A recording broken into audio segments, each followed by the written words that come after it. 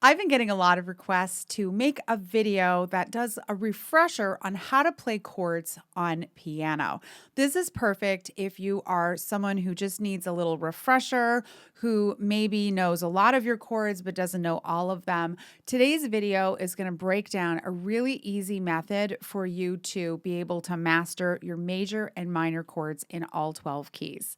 I'm going to take you step by step through this process in the video, give you tons of practice tips and more. Let's get started. I'm Brenda Earl-Stokes. I'm the owner and creator of Piano and Voice with Brenda. I make creative and practical resources for singers, pianists, and music educators to help you get to the next level. So our first step today is actually to break down the first 5 notes of the major scale. And this is an important step that a lot of people don't do. But I have found that if you use this method, then you will never mess up your major and minor chords again. So the first step that we're going to do is I'm going to take you through the first 5 notes of the major scale in 12 keys. Then we're going to play the major chords in all 12 keys, and I'll take you through a practice strategy for that.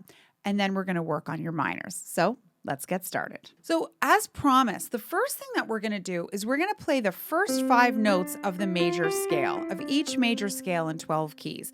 And instead of thinking of key signatures, I've got a much simpler way to think about this. And that is, what is the intervallic structure from note to note in the first 5 notes of the major scale? The first 5 notes of every major scale consist of a whole step, a whole step, a half step, and a whole step. And a half step is when you're going from one note right to the very next one. And a whole step is when you're doing 2 of those. You're skipping the half step and going one more, like so.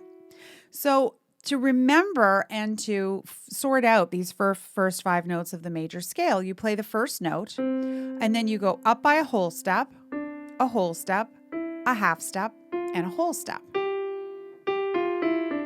Okay, so let's do that in a couple of keys. Let's try it on A flat. Whole step, half step, whole step, and then back down we go. Okay, and we'll do one more. Here's E. We're going to do a whole step, half step, whole step.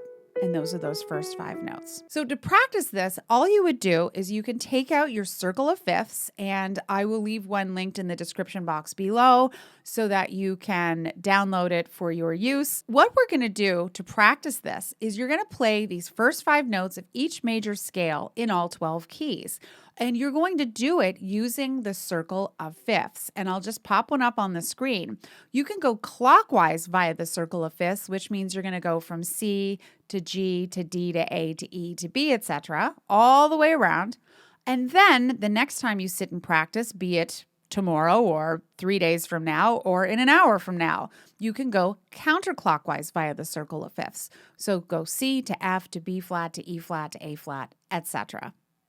The other way that you can practice this is to practice it up by half steps. So you can practice in the key of C, then in D flat, then in D, then in E flat, then in E, etc. And you can also practice down by half steps, C, B, B flat, A, etc. Now, why practice this way, you ask? The reason is we want you to have complete mastery of this material. And so if you are not completely certain on all of this, you can say practice a couple of days clockwise via the circle of fifths, practice a couple of days counterclockwise, a couple of days up by half steps, down by half steps.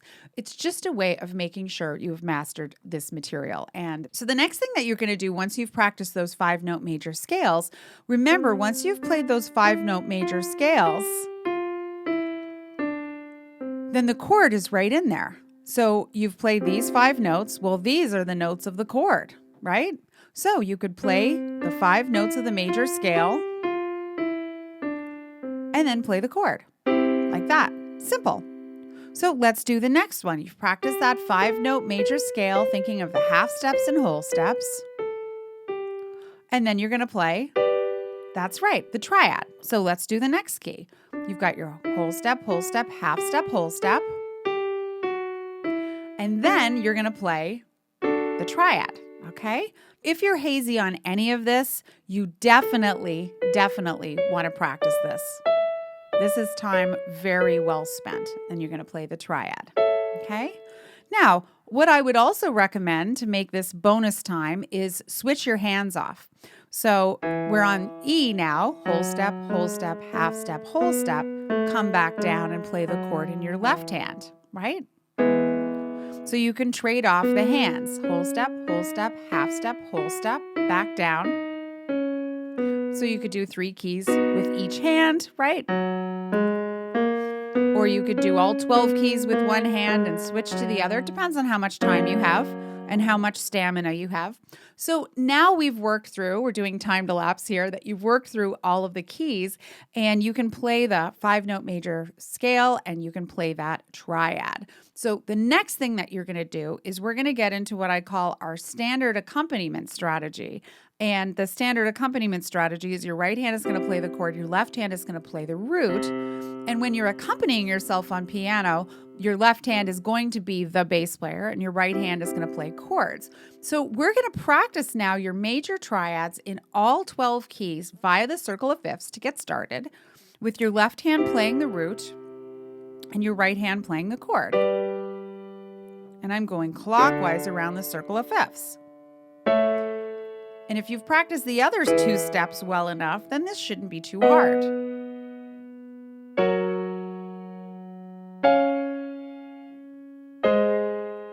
Right?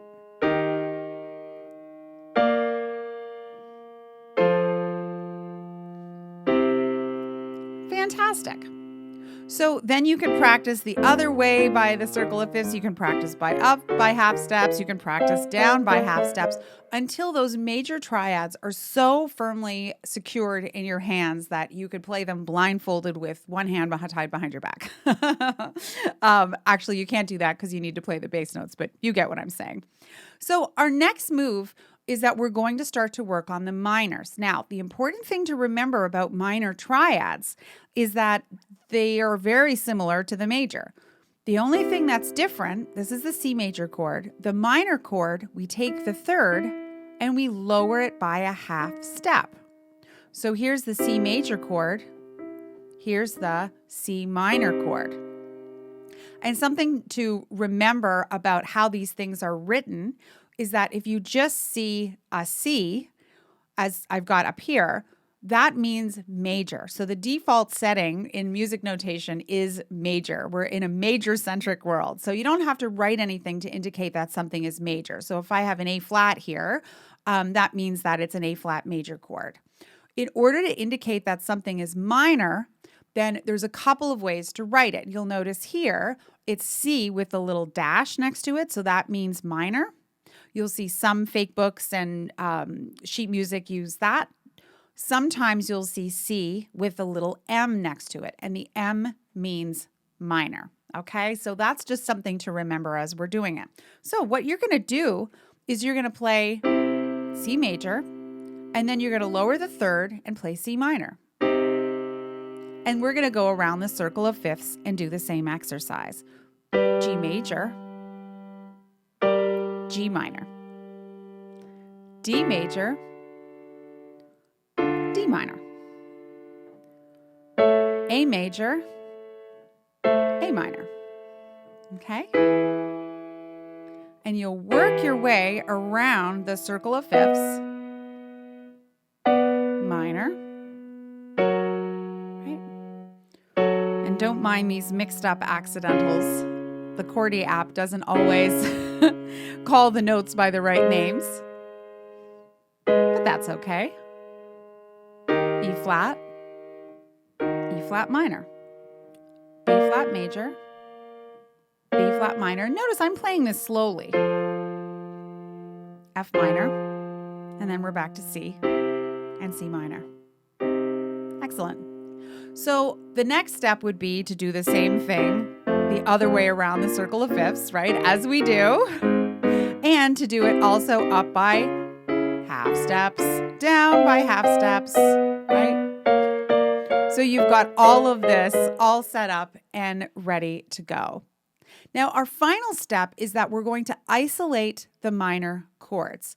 And as with each step of this process, you can time to lapse. We can do this together. You can press pause on the video and zip through it and make sure you've got it. Or you can use this information to practice for a couple of weeks if you need to. So depending on how rusty you are or how much experience you have with this, or if you are in need of a better way to do it, which is this way, this is the better way, FYI, then you can definitely take days or weeks to work on all of this. Again, major and minor triads, a great investment. So our final step here is we're just going to play our minor triads. And we're going to assume at this point that you've practiced the major to minor enough that you can just plunk these out without a lot of effort or thought. Right? Now, you get bonus points if you use the metronome. So it's tick, tick, tick, tick, tick, tick, tick, tick, tick, tick. Yeah, just like that. Or you could even use the iReal Pro, or if you want to put a different kind of rock groove or a jazz groove on or something. Then you would do the same thing going the other way around the circle of fifths. Easy peasy. Okay. And then you've played all of your major and minor chords in all 12 keys. So let me just take a moment to kind of recap what we did and give you some practice instructions of how to make this really, really work for you. Our first step is to review the 5-note major scales, remembering that it goes whole step, half step, whole step. And you want to be thinking about that as you're working your way through it. And if you have a lot of experience, maybe you go all around the circle of fifths one day, and the next day you go the other way around the circle of fifths. Then you do up by half steps, then you do down by half steps. If this is new for you or has been a challenge for you for a while, then I would say maybe do 3 keys a day or 6 keys a day if you don't have as much time to work on it. That is perfectly fantastic. Finally, you want to move on to playing the 5-note major scale and then to play the triad. Okay, that's right smack dab in the middle of that 5-note major scale. And so you're going to play the 5-note major scale, and then you're going to play the major triad, and you're going to go through that whole process again. Clockwise circle of fifths, counterclockwise circle of fifths, up by half steps, down by half steps. Again, take it an hour and do it, take a month and do it, however long it takes. Shouldn't take a month. And then what you're going to do is you're going to practice just playing your major triads on their own. Same thing, the whole rigmarole. Then you're going to practice playing your major to your minor triads. And finally, you're going to play the minor triads on their own. If I could tell you how many people I have worked through with this one-on-one and in my various online courses and the Versatile Musician membership, this is by far the superior way to learn this. I have seen incredible success from so many people. I mean, I don't think anybody has ever been failed by this method. And I have found with a lot of experience that this is actually the most efficient way to learn it. For most people, the key signature method doesn't work as well to be thinking about, E has 5 sharps, it's these sharps, it's more steps.